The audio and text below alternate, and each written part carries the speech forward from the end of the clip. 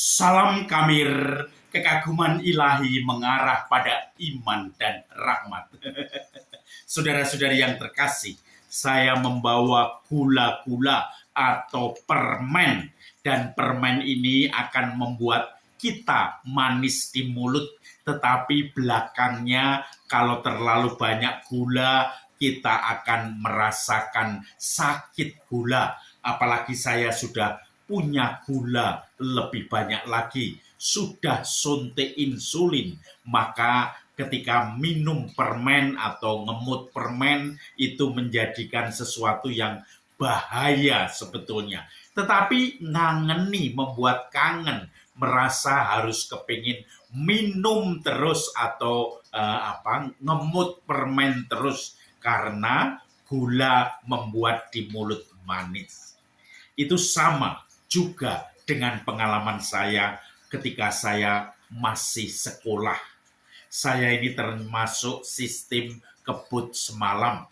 Maka kalau kemudian mau ujian, semua serba dipersiapkan.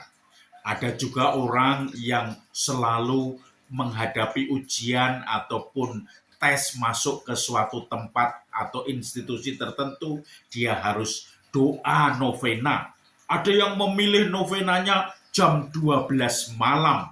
Dan kemudian setelah mulai doa, selesai mungkin jam 1, masih ini itu, dan akhirnya apa? Ngantuk paginya. Apalagi kalau itu kita digoda besok pagi tes, sekarang harus sampai pagi untuk mempersiapkan diri, untuk begudang atau begadang, dan kemudian akhirnya paginya habis. Kita tergoda untuk mempersiapkan diri, untuk berdoa dengan batin yang siap, untuk mempersiapkan bahan-bahan, tetapi hari hanya ngantuk, tidak semangat ketika mau mengerjakan ujian, menjadi lupa. Akhirnya hanya sistem silang untung-untungan untuk jawaban A, B, C, D, E. Saudara-saudari yang terkasih, hari ini juga merupakan bacaan untuk mengingatkan kita akan roh jahat yang membuat setiap orang sadar. Awalnya baik, tetapi kemudian kita ditelikung untuk menjadikan sesuatu yang lebih jauh dari Tuhan. Yesus mengajar di Galilea, lalu kemudian Yesus ketika tengah mengajar ada orang yang kerasukan setan. Lalu kemudian dia didatangi oleh Yesus. Orang itu berteriak-teriak karena dia sudah kesurupan, mengatakan, "Ada apa engkau dengan kami, Yesus? Aku tahu engkau yang kudus dari Allah." Lalu Yesus menghardik orang itu, "Diam, keluarlah dari rumah itu, dari orang itu." Lalu roh jahat itu pun pergi. Lalu Yesus berpesan supaya tidak menceritakan ini kepada siapapun. Saudara-saudari yang terkasih, kita kelihatannya mendengarkan roh yang baik. Aku tahu engkau yang kudus dari Allah. Yesus kenapa justru mengusir orang yang mewartakan bahwa dia adalah yang kudus dari Allah?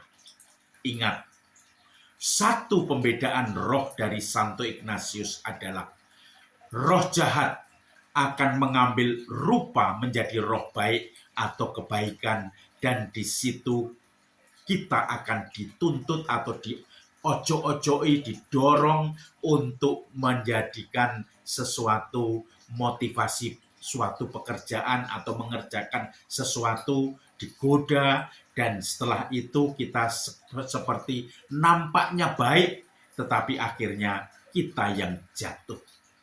Saudara-saudari yang terkasih, roh jahat itu akan menggoda kita, akan bersuara dalam hati kita, lakukan ini baik. Sampai malam, sampai pagi lembur, itu baik kalau kita menghadapi segala sesuatu. Kalau doa di tengah malam mungkin untuk aliran-aliran kebatinan, ini baik. jam 12 malam adalah hari yang tepat untuk berdoa. Tetapi akhirnya apa? Akhirnya kita paginya lesu, tidak bersemangat, kita mengantuk, kita badan terasa pegel-pegel semua. Dan akhirnya tujuan kita untuk mempersiapkan diri itu gagal.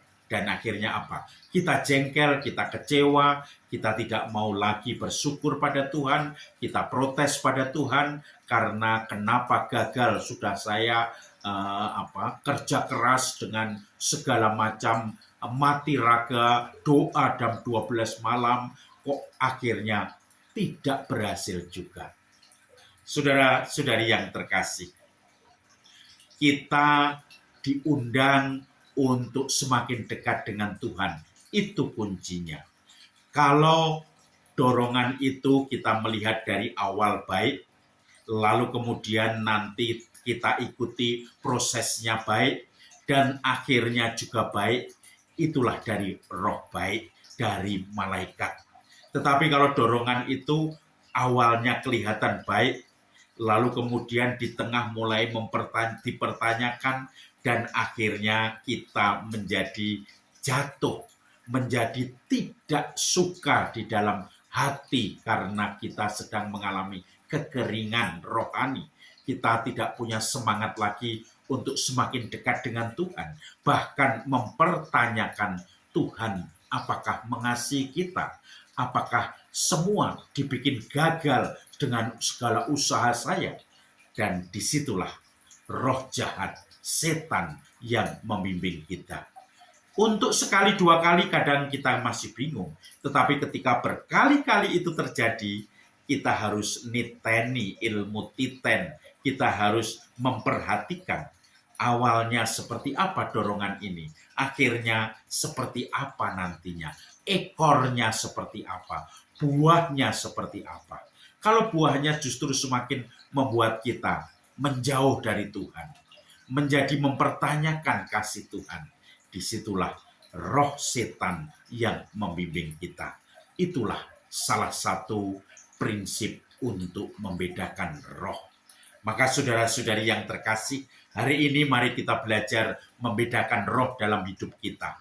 Setiap dorongan-dorongan batin yang membuat kita melakukan sesuatu, itu kita harus teliti. Apakah dari roh baik atau roh jahat? Dilihat dari ekornya. Ketika ekornya baik, ketika buahnya berlimpah, itulah dari malaikat terang. Semoga kita semua senantiasa peka untuk semakin menangkap apa yang dikehendaki Tuhan di dalam hidup kita. Salam Kamir, kehidupan rohani. Salam Kamir, semuanya untuk kemuliaan Tuhan.